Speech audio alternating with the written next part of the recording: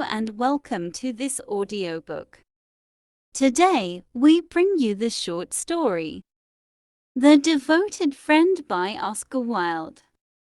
This is a thoughtful and gently ironic story that explores the ideas of friendship, kindness, and selfishness through simple characters and a village setting. Oscar Wilde shows how words and actions can be very different. As you listen, imagine the quiet countryside, the conversations between friends, and the hidden message beneath the story. Now, let us begin. The Devoted Friend. One morning, the old water rat put his head out of his hole. He had bright beady eyes and stiff grey whiskers, and his tail was like a long bit of black India rubber. The little ducks were swimming about in the pond, looking just like a lot of yellow canaries, and their mother, who was pure white with real red legs, was trying to teach them how to stand on their heads in the water. You will never be in the best society unless you can stand on your heads, she kept saying to them. And every now and then she showed them how it was done. But the little ducks paid no attention to her.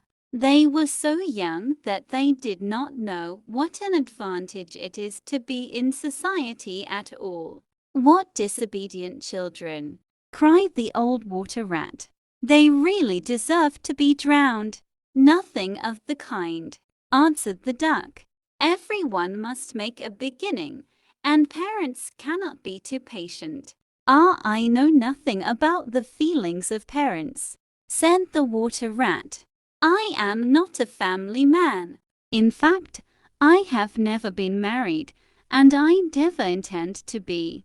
Love is all very well in its way, but friendship is much higher. Indeed, I know of nothing in the world that is either nobler or rarer than a devoted friendship. And what, pray, is your idea of the duties of a devoted friend? Asked a green linnet, who was sitting in a willow tree hard by, and had overheard the conversation. Yes, that is just what I want to know, said the duck. And she swam away to the end of the pond, and stood upon her head, in order to give her children a good example. What a silly question, cried the water rat. I should expect my devoted friend to be devoted to me, of course. And what would you do in return? Said the little bird, swinging upon a silver spray, and flapping his tiny wings. I don't understand you, answered the water rat. Let me tell you a story on the subject, said the linnet. Is the story about me? Asked the water rat. If so, I will listen to it, for I am extremely fond of fiction. It is applicable to you, answered the linnet. And he flew down, and alighting upon the bank, he told the story of the devoted friend. Once upon a time, said the linnet, there was an honest little fellow named Hans. Was he very distinguished? Asked the water rat. No, answered the linnet. I don't think he was distinguished at all, except for his kind heart and his funny round good-humored face. He lived in a tiny cottage all by himself, and every day he worked in his garden. In all the countryside there was no garden so lovely as his. Sweet William grew there, and gilly flowers, and shepherd's purses, and fair maids of France. There were damask roses, and yellow roses, lilac crocuses, and gold, purple violets, and white columbine, and lady's-smock, marjoram, and wild basil. The cowslip and the flower de luce, the daffodil and the clove pink bloomed, all blossomed in their proper order as the months went by, one flower taking another flower's place. so that there were always beautiful things to look at, and pleasant odors to smell. Little Hans had a great many friends, but the most devoted friend of all was Big Hugh the miller. Indeed, so devoted was the rich miller to Little Hans, that he would never go by his garden without leaning over the wall and plucking a large nosegay, or a handful of sweet herbs, or filling his pockets with plums and cherries if it was the fruit season. Real friends should have everything in common, the miller used to say, and Little Hans nodded and smiled, and felt very proud of having a friend with such noble ideas. Sometimes, indeed, the neighbors thought it strange that the rich miller never gave Little Hans anything in return, though he had 100 sacks of flour stored away in his mill, and 6 milch cows, and a large flock of woolly sheep. But Hans never troubled his head about these things, and nothing gave him greater pleasure than to listen to all the wonderful things the miller used to say about the unselfishness of true friendship. So Little Hans worked away in his garden. During the spring, the summer, and the autumn, he was very happy. But when the winter came, and he had no fruit or flowers to bring to the market, he suffered a good deal from cold and hunger, and often had to go to bed without any supper but a few dried pears or some hard nuts. In the winter, also, he was extremely lonely, as the miller never came to see him then. "There is no good in my going to see Little Hans as long as the snow lasts," the miller used to say to his wife, "for when people are in trouble they should be left alone, and not be bothered by visitors. That at least is my idea about friendship, and I am sure I am right. So I shall wait till the spring comes, and then I shall pay him a visit, and he will be able to give me a large basket of primroses, and that will make him so happy." "You are certainly very thoughtful about others," answered the wife, as she sat in her comfortable armchair by the big pinewood fire. "Very thoughtful indeed. It is quite a treat to hear you talk about friendship. I am sure the clergyman himself could not say such beautiful things as you do, though he does live in a 3-storied house and wear a gold ring on his little finger." "But could we riot ask Little Hans up here?" said the miller's youngest son.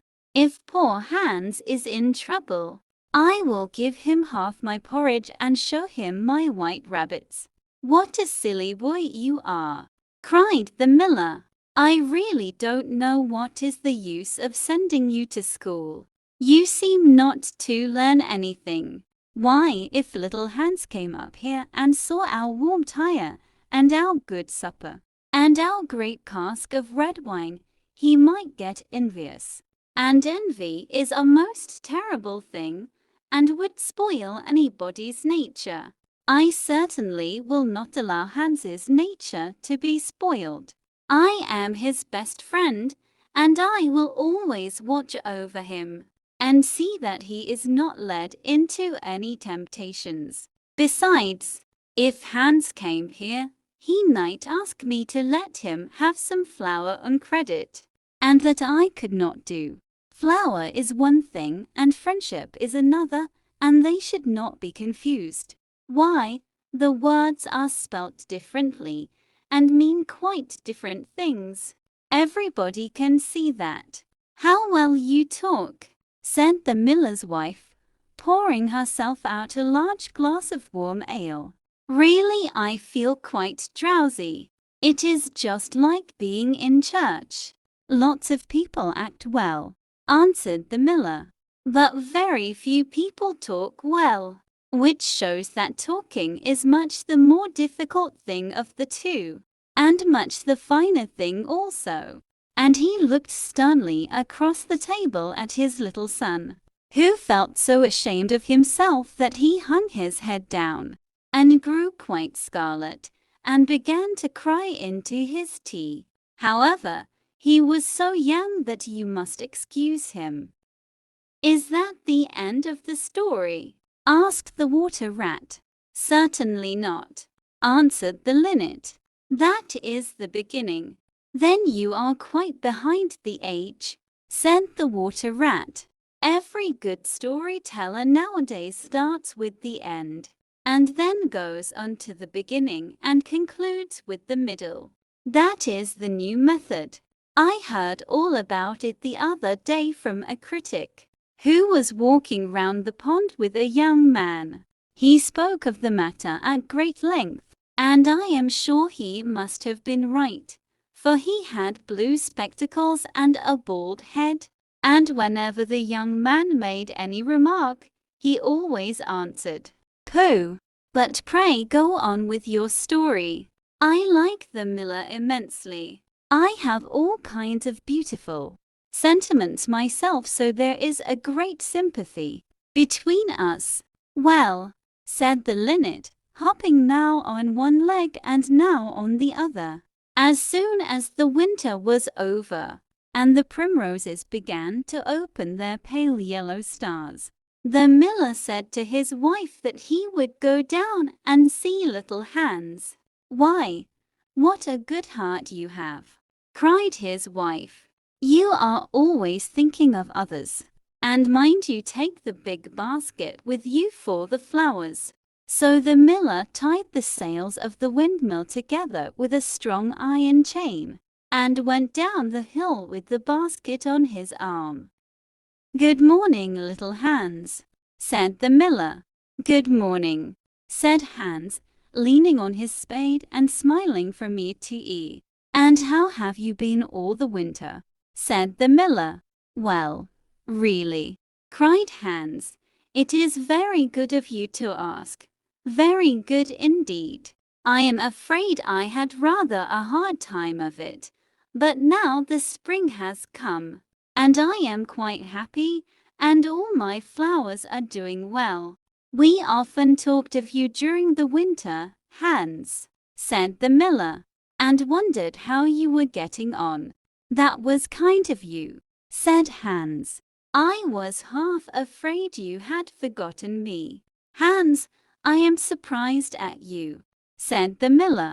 "Friendship never forgets. That is the wonderful thing about it. But I am afraid you don't understand the poetry of life. How lovely your primroses are looking, by the by." "They are certainly very lovely," said Hans, "and it is a most lucky thing for me that I have so many. I am going to bring them into the market and sell them to the burgomaster's daughter, and buy back my wheelbarrow with the money." "Buy back your wheelbarrow? You don't mean to say you have sold it? What a very stupid thing to do." "Well, the fact is," said Hans, "that I was obliged to. You see, the winter was a very bad time for me, and I really had no money at all to buy bread with. So I first sold the silver buttons of my Sunday coat, and then I sold my silver chain, and then I sold my big pipe, and at last I sold my wheelbarrow. But I am going to buy them all back again now." "Hans," said the miller, "I will give you my wheelbarrow. It is not in very good repair. Indeed, one side is gone, and there is something wrong with the wheel spokes. But in spite of that I will give it to you. I know it is very generous of me, and a great many people would think me extremely foolish for parting with it. But I am not like the rest of the world. I think that generosity is the essence of friendship. And, besides, I have got a new wheelbarrow for myself. Yes, you may set your mind at ease. I will give you my wheelbarrow." "Well, really, that is generous of you," said little Hans, and his funny round face glowed all over with pleasure. "I can easily put it in repair, as I have a plank of wood in the house." "A plank of wood," said the miller. "Why, that is just what I want for the roof of my barn. There is a very large hole in it, and the corn will all get damp if I don't stop it up." "How lucky you mentioned it. It is quite remarkable how one good action always breeds another. I have given you my wheelbarrow, and now you are going to give me your plank. Of course, the wheelbarrow is worth far more than the plank, but true friendship never notices things like that. Pray get it at once, and I will set to work out my barn this very day." "Certainly," cried little Hans, and he ran into the shed and dragged the plank out. "It is not a very big plank," said the miller, looking at it, "and I am afraid that, after I have mended my barn roof, there won't be any left for you to mend the wheelbarrow with. But, of course, that is not my fault. And now, as I have given you my wheelbarrow, I am sure you would like to give me some flowers in return. Here is the basket, and mind you till it quite full."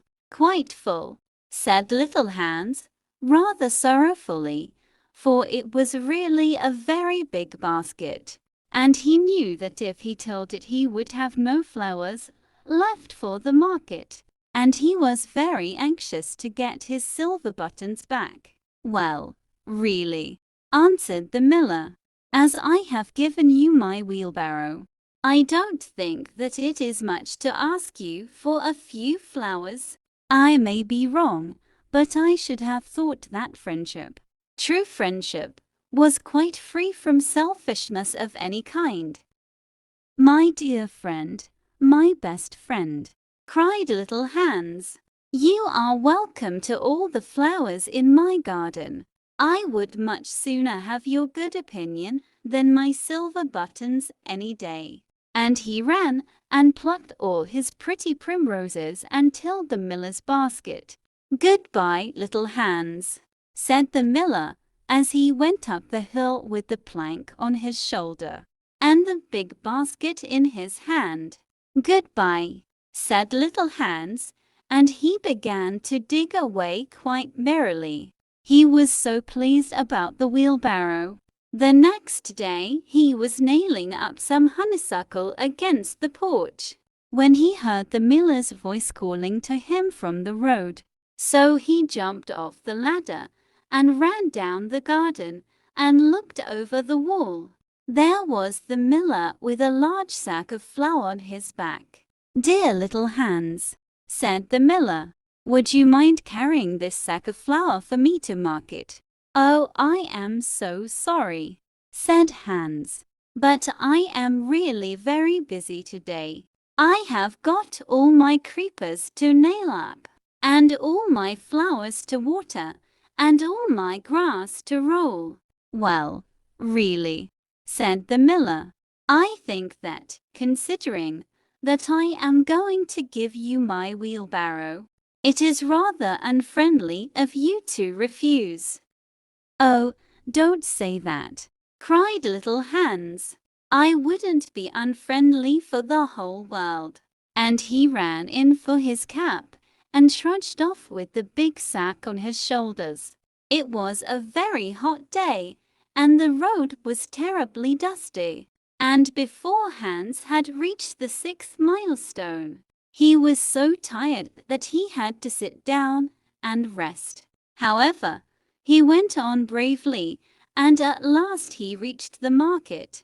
After he had waited there some time, he sold the sack of flour for a very good price, and then he returned home at once, for he was afraid that if he stopped too late he might meet some robbers on the way. "It has certainly been a hard day," said little Hans to himself as he was going to bed. "But I am glad I did not refuse the miller, for he is my best friend, and, Besides, he is going to give me his wheelbarrow. Early the next morning, the miller came down to get the money for his sack of flour, but Little Hans was so tired that he was still in bed. "Upon my word," said the miller, "you are very lazy. Really, considering that I am going to give you my wheelbarrow, I think you might work harder. Idleness is a great sin, and I certainly don't like any of my friends to be idle or sluggish. You must mind my speaking quite plainly to you.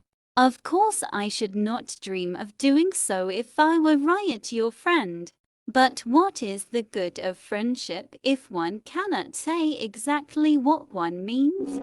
Anybody can say charming things and try to please and to flatter, but a true friend always says unpleasant things and does mind giving pain.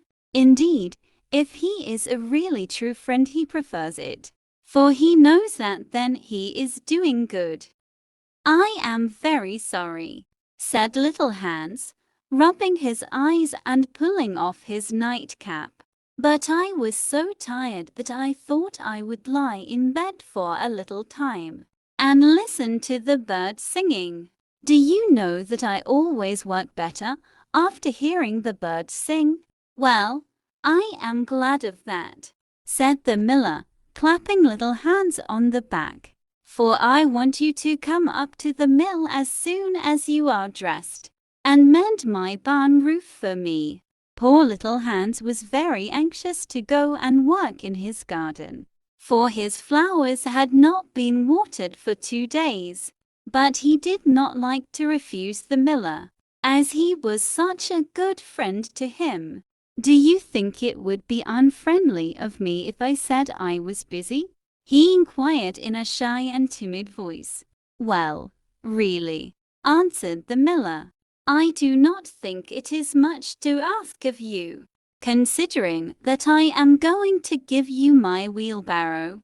But of course if you refuse I will go and do it myself." "Oh, on no account," cried Little Hans, and he jumped out of bed and dressed himself and went up to the barn. He worked there all day long till sunset, and at sunset the miller came to see how he was getting on. "Have you mended the hole in the roof yet, Little Hans?" cried the miller in a cheery voice. "It is quite mended," answered Little Hans, coming down the ladder. "Ah," said the miller, "there is no work so delightful as the work one does for others." "It is certainly a great privilege to hear you talk," answered Little Hans, sitting down and wiping his forehead. "A very great privilege, but I am afraid I shall never have such beautiful ideas as you have." "Oh, they will come to you," said the miller, "but you must take more pains. At present you have only the practice of friendship. Some day you will have the theory also." "Do you really think I shall?" asked Little Hans. "I have no doubt of it," answered the miller. "But now that you have mended the roof you had better go home and rest, for I want you to drive my sheep to the mountain tomorrow." Poor Little Hans was afraid to say anything to this, and early the next morning the miller brought his sheep round to the cottage, and Hans started off with them to the mountain. It took him the whole day to get there and back, and when he returned he was so tired that he went off to sleep in his chair, and did not wake up till it was broad daylight. "What a delightful time I shall have in my garden," he said, and he went to work at once. But somehow he was never able to look after his flowers at all, for his friend the miller was always coming round and sending him off on long errands, or getting him to help at the mill. Little Hans was very much distressed at times, as he was afraid his flowers would think he had forgotten them. But he consoled himself by the reflection that the miller was his best friend. Besides, he used to say, "He is going to give me his wheelbarrow," and that is an act of pure generosity. So little Hans worked away for the miller, and the miller said all kinds of beautiful things about friendship, which Hans took down in a notebook and used to read over at night, for he was a very good scholar. Now it happened that one evening little Hans was sitting by his fireside when a loud rap came at the door. It was a very wild ride, and the wind was blowing and roaring round the house so terribly that at first he thought it was merely the storm. But a second rap came, and then a third, louder than either of the others. "It is some poor traveler," said little Hans to himself, and he ran to the door. There stood the miller with a lantern in one hand and a big stick in the other. "Dear little Hans," cried the miller, "I am in great trouble. My little boy has fallen off a ladder and hurt himself, and I am going for the doctor. But he lives so far away, and it is such a bad night, that it has just occurred to me that it would be much better if you went instead of me. You know I am going to give you my wheelbarrow, and so it is only fair that you should do something for me in return." "Certainly," cried little Hans. "I take it quite as a compliment your coming to me, and I will start off at once. But you must lend me your lantern, as the night is so dark that I am afraid I might fall into the ditch." "I am very sorry," answered the miller, "but it is my new lantern, and it would be a great loss to me if anything happened to it." "Well, never mind, I will do without it," cried little Hans, and he took down his great fur coat and tied a muffler round his throat and started off. What a dreadful storm it was! The night was so black that little Hans could hardly see, and the wind was so strong that he could scarcely stand. However, he was very courageous, and after he had been walking about 3 hours, he arrived at the doctor's house and knocked at the door. "Who is there?" cried the doctor, putting his head out of his bedroom window. "Little Hans, doctor." "What do you want, little Hans?" "The miller's son has fallen from a ladder and has hurt himself, and the miller wants you to come at once." "All right," said the doctor, and he ordered his horse and his big boots and his lantern, and came downstairs and rode off in the direction of the miller's house, little Hans trudging behind him. But the storm grew worse and worse, and the rain fell in torrents, and little Hans could not see where he was going, or keep up with the horse. At last he lost his way and wandered off on the moor, which was a very dangerous place, as it was full of deep holes, and there poor little Hans was drowned. His body was found the next day by some goatherds, floating in a great pool of water, and was brought back by them to the cottage. Everybody went to little Hans's funeral, as he was so popular, and the miller was the chief mourner. "As I was his best friend," said the miller, "it is only fair that I should have the best place." So he walked at the head of the procession in a long black cloak, and every now and then he wiped his eyes with a big pocket handkerchief. "Little Hans is certainly a great loss to everyone," said the blacksmith, when the funeral was over, and they were all seated comfortably in the inn, drinking spiced wine and eating sweet cakes. "A great loss to me at any rate," answered the miller. "Why, I had as good as given him my wheelbarrow, and now I really don't know what to do with it. It is very much in my way at home, and it is in such bad repair that I could not get anything for it if I sold it. I will certainly take care not to give away anything again. One always suffers for being generous. Well, said the water rat, after a long pause. Well, that is the end, said the linnet. But what became of the miller? Asked the water rat. Oh, I really don't know, replied the linnet, and I am sure that I don't care. It is quite evident then that you have no sympathy in your nature, said the water rat. I am afraid you don't quite see the moral of the story, remarked the linnet. I am afraid you don't quite see the moral of the story, remarked the linnet. The what? Screamed the water rat. The moral. Do you mean to say that the story has a moral? Certainly, said the linnet. Well, really, said the water rat in a very angry manner. I think you should have told me that before you began. If you had done so, I certainly would not have listened to you. In fact, I should have said pooh like the critic. However, I can say it now. So he shouted out, pooh, at the top of his voice, gave a whisk with his tail, and went back into his hole. And how do you like the water rat? Asked the duck, who came paddling up some minutes afterwards. He has a great many good points, but for my own part, I have a mother's feelings, and I can never look at a confirmed bachelor without the tears coming into my eyes. I am rather afraid that I have annoyed him, answered the linnet.